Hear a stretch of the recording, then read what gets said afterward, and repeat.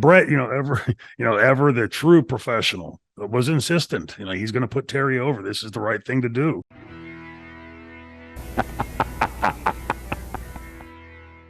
Terry retired once or twice in his career.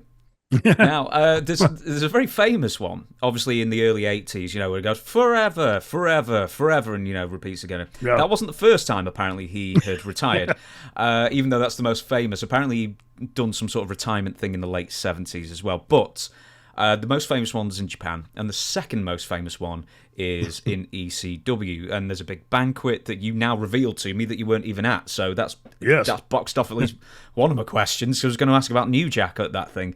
Because he turned up in a pink pimp suit and then apparently wouldn't get off the microphone. Anyway, classic New Jack.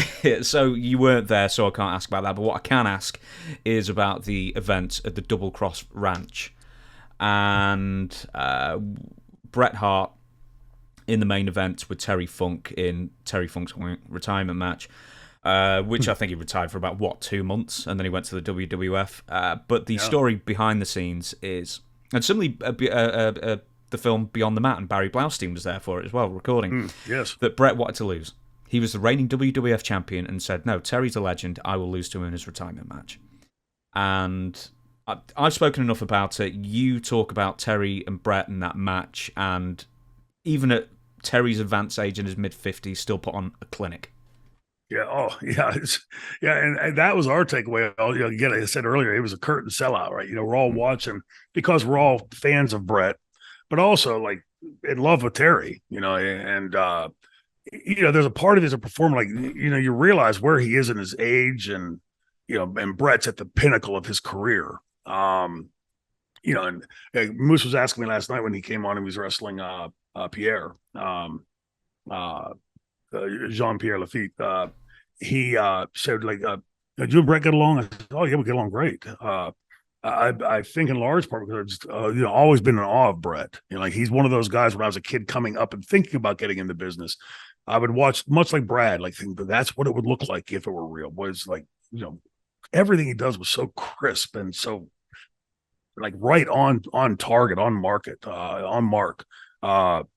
So we're all at the curtains. We know what Bret can do, and we know that Bret's going to try to carry him through. But Terry was advancing in years at this point, and my God, we were all silent. Again, like watching this master at work. It was like Van Gogh, like the day before he died, painting another iris. Right? It's looking at this going, woof, man, like this guy is.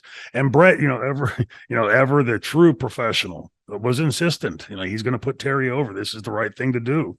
And the referee, oddly enough, was a guy that had come up with Terry, and it was at the show, and refereed that match. Terry insisted that he be there for that match because they broke in around the same time. Do you remember his name? And I can't. I've got it. The name is. Do you really? Dennis Stamp. Yeah, Dennis Stamp. There you go. Like, see, it's there in my head. If you paid me $1 million, I would have been able to come up with it. But yeah, Dennis, a good guy, and I just saw him like in the last 3, 4, 5 years. Anyway, my brain's sort of wandering off. I'm right now in my head. I'm back in that arena, and behind the curtain watching. And Tommy was right next to me, and we're all just like spellbound watching this match. And like even like just as they were entering the ring before they even touched, like, man, this is history. This is like an incredible like chapter of our industry. And the whole show had been great. I think I worked Tommy that night. Tommy and I always had good matches. Night off. And the card was all strong. It was a great, great show to watch and be part of.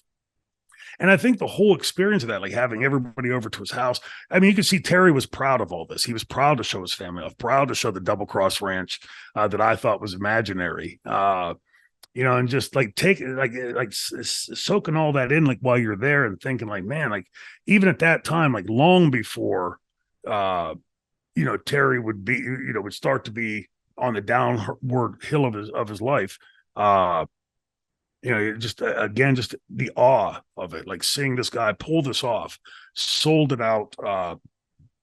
Amarillo was a buzz. If you'd go down to the gas station, down to the Big Texan to get the 5-pound steak, hey, Terry Funk this weekend, it was like the big thing in Amarillo. And I'm glad, like in hindsight, now that Terry's gone, that he, had that chance. That's a rare thing that somebody at his age can come into the business, and you don't feel like, oh, okay, they're, taking it easy because he's older or whatever. Like, you watch Terry get into the ring with guys a third his age, and and deliver the goods. But that weekend was so special because, and you could feel it then. It wasn't like with the hindsight of time, you look back and say, okay, it became this iconic moment. You knew, like, and just standing behind the curtain and watching the fans come in and watching the reaction of the fans to the matches, being in the ring with Tommy and getting the reactions that we were getting. It was clear that everybody on that card were people that Terry Funk had sort of yanked up, to pull up to the top side of the card, and put that lasting imprint. And boy, I wonder what the business would look like if it weren't for Terry Funk and all those latter years, and all the great stuff that he had done and the people that he'd helped and taught. Where would the business be? I think it would look a lot dingier, a lot grayer, not quite as technicolor as it was with Terry Funk.